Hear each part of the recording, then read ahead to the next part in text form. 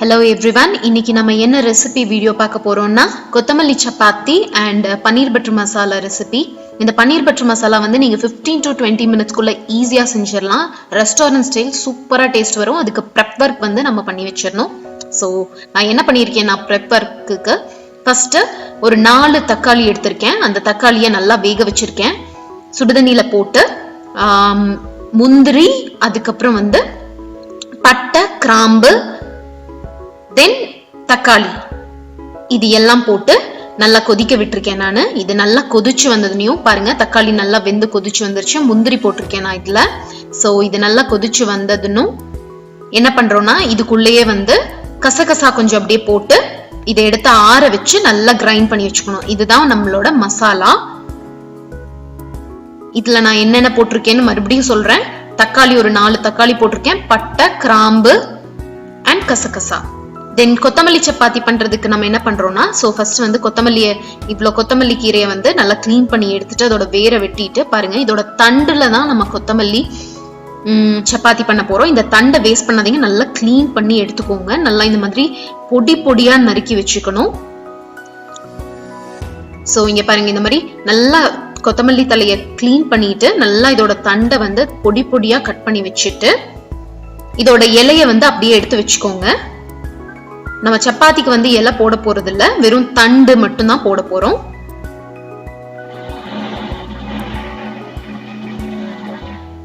So இந்த அளவுக்கு நான் கொத்தமல்லி கீரையை வந்து கட் பண்ணிட்டு அதோட இலைய மட்டும் தனியா வச்சுட்டேன். தென் ஒரு கடாயை வந்து ஹீட் பண்ணியாச்சு. இதுல வந்து எண்ணெய் ஊத்திட்டேன் நானு.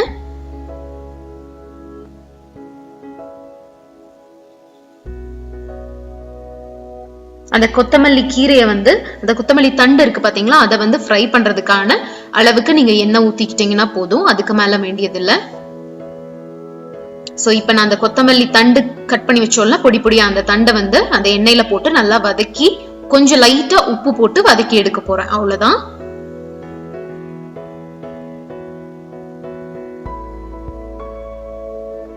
இந்த கலர் மாறுற அளவுக்கு நல்லா வதக்கி லைட்டா உப்பு போட்டு வதக்கி எடுத்துடணும்.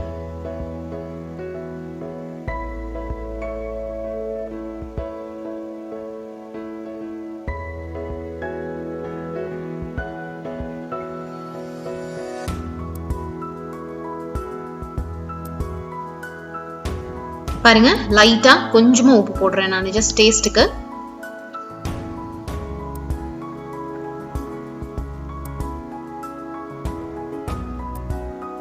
இத வந்து கலர் மாறுற அளவுக்கு நல்லா வதக்கி எடுத்து வச்சுக்கோங்க.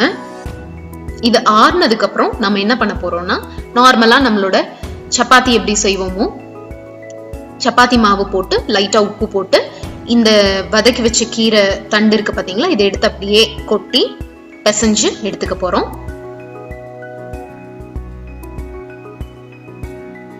சோ இங்க நான் சப்பாத்தி மாவு எடுத்திருக்கேன், அதுக்கு தேவையான உப்பு போட்டிருக்கேன். நம்ம வதக்கி வச்ச அந்த தண்டு இருக்கு பாத்தீங்களா, கொத்தமல்லியோட தண்டு, அந்த தண்டை நான் உள்ள போட்டுட்டேன். சோ இந்த மாதிரி நீங்க எல்லா கீரையுமே பாலக்கோட தண்டு எடுத்து போடலாம். வேற எந்த கீரையா இருந்தாலும் அதோட தண்டு மட்டும் போடுங்க, இலை போடாதீங்க. இந்த மாதிரி எப்பவும் போல நார்மலா நம்ம சப்பாத்திக்கு பிசைஞ்சு வைக்கிற மாதிரி வச்சுட்டு கொஞ்சம் லைட்டா எண்ணெய் ஊத்தி ட்ரை ஆகாம சப்பாத்தி அப்படியே வச்சிடுறது மாவை. இது கொஞ்சம் ஊர்னதுக்கு அப்புறம் நம்ம பண்ணிக்கலாம். இப்ப பன்னீர் பட்டர் மசாலா எப்படி பண்றதுன்னு பார்க்கலாம். சோ ஃபர்ஸ்ட் அந்த சேம் நான் வந்து கொத்தமல்லி தண்டு வதக்கின கடாயிலேயே தான் வந்து பட்டர் போட்டுட்டேன். உங்களுக்கு தேவையான அளவுக்கு பட்டர் போட்டுக்கோங்க. பட்டர் நல்லா உருகி வந்த உடனே சும்மா சின்ன துண்டு பட்டை, ஒரே ஒரு கிராம்பு, ஒரு ஏலக்காய், அவ்வளவுதான். அது மட்டும் போட்டு நல்லா இப்படி வெடிக்க விடுங்க. அதுக்கப்புறம் வெங்காயம் போட்டுக்கோங்க, பெரிய வெங்காயம் பொடி பொடியா நறுக்கி போட்டு நல்லா வதக்கிக்கோங்க. இந்த பன்னீர் பட்டர் மசாலா ரொம்ப ஈஸியா இருக்கும், டக்குன்னு பண்ணிடலாம். ரெஸ்டாரண்ட் ஸ்டைல் அப்படியே டேஸ்ட் உங்களுக்கு கிடைக்கும். ஒரு தடவை ட்ரை பண்ணி பாருங்க எப்படி இருக்குன்ட்டு.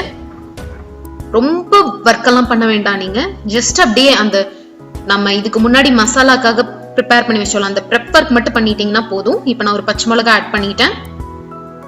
சோ அந்த ப்ரெப் ஒர்க் மட்டும் நீங்க சுடு தண்ணியில 4 தக்காளி, ஒரு சின்ன பட்டை, ஒரு கிராம்பு, அதுக்கப்புறம் வந்து கொதிச்சு வந்ததுக்கு அப்புறம் கசகசா கொஞ்சம் ஆட் பண்ணிட்டு அரைச்சு எடுத்திருக்கேன். அதுதான் மசாலா. இப்போ பாருங்க, இந்த வெங்காயம் நல்லா வதங்கிட்டு இருக்கு. இது கூட நான் இஞ்சி பூண்டு தட்டி போட்டிருக்கேன். நல்லா நல்லா தட்டி போட்டுக்கோங்க. உங்க பேஸ்ட் இருந்தாலும் போட்டுக்கோங்க. நான் மோஸ்ட்லி தட்டி போடுவேன். ரொம்ப பன்னீர் பட்டர் மசாலா கிரீமியா அது ஒரு மாதிரி வலுவலு வந்தாலும் எனக்கு பிடிக்காது. ஸோ அதனால கொஞ்சம் பருப்பருன்னு இருக்கும் நான் பண்ற ஸ்டைல. சில பேரெல்லாம் ரொம்பவுமே வலுவலுன்னு பண்ணுவாங்க, எனக்கு அந்த டைப் பிடிக்காது. ஸோ நான் இந்த மாதிரி கொஞ்சம் பருப்பருன்னு பண்ணுவேன். ஒரு தடவை இந்த மாதிரி ட்ரை பண்ணி பாருங்க, உங்களுக்கு வந்து இது பிடிக்கும்னு நினைக்கிறேன் நானு.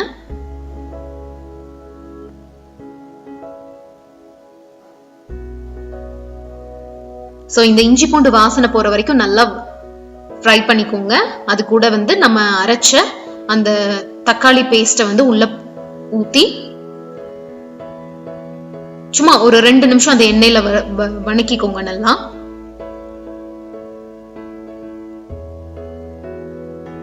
அந்த எண்ணெய் நல்லா மிக்ஸ் ஆகுற அளவுக்கு நல்லா கலக்கி விட்டுட்டு தென் என்ன பண்றேன்னா, நான் கொஞ்சம் 1 டம்ளர் தண்ணி ஊத்திருக்கேன் நானு.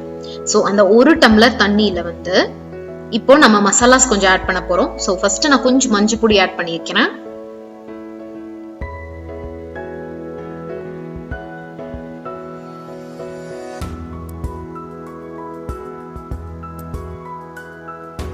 தென் அதுக்கப்புறம் வந்து காஷ்மீரி சில்லி பவுடர். இது இல்லைன்னா நார்மலா உங்ககிட்ட என்ன கார சில்லி பவுடர் இருக்கோ அது போட்டுக்கலாம். நான் காஷ்மீரி சில்லி பவுடர், கொஞ்சம் கலர் வரும் அதுக்காக காஷ்மீரி சில்லி உங்க காரத்துக்கு தேவையான அளவு போட்டுக்கோங்க.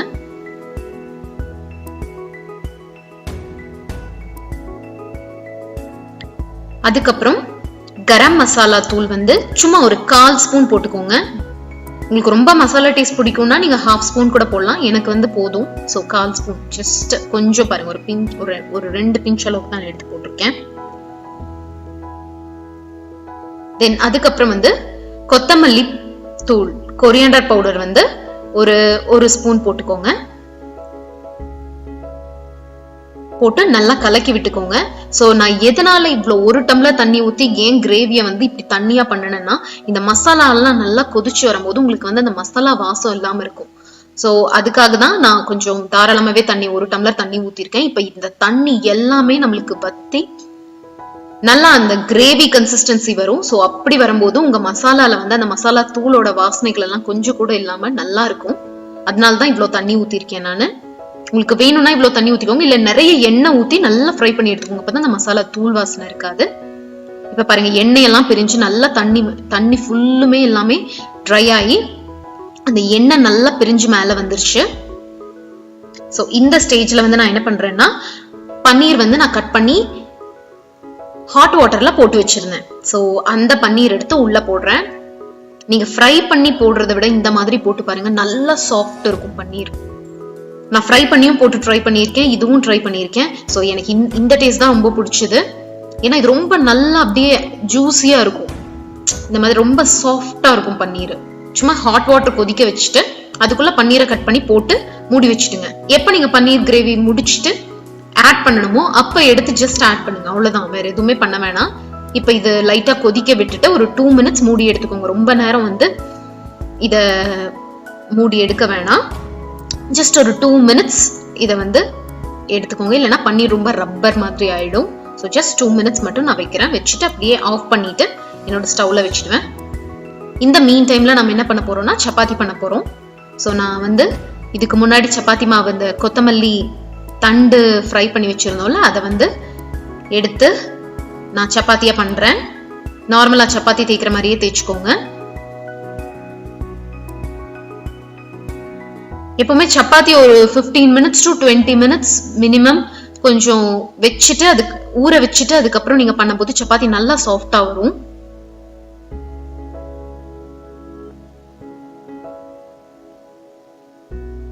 ஸோ நான் எல்லா சப்பாத்தியுமே பண்ணி முடிச்சுட்டேன். இப்ப பாருங்க. ஸோ இப்போ நான் ஒண்ணுன்னா கல்லுல போட்டு எடுக்க போறேன்.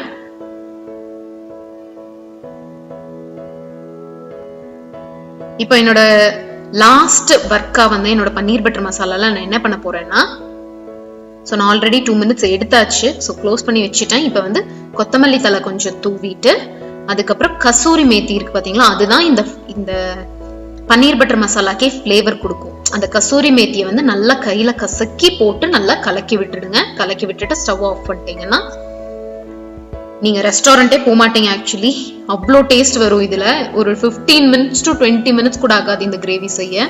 ட்ரை பண்ணி பாருங்க கண்டிப்பா. தென் நான் சப்பாத்தி சுட்டுட்டு இருக்கேன் இப்போ. ஸோ ஈஸியான பன்னீர் பட்டர் மசாலா ரெசிபி அண்ட் கொத்தமல்லி சப்பாத்தி ரெடி ஆயாச்சு. இதை வந்து நீங்க வீட்ல ட்ரை பண்ணி பார்த்துட்டு எனக்கு கமெண்ட்ஸ் கொடுங்க.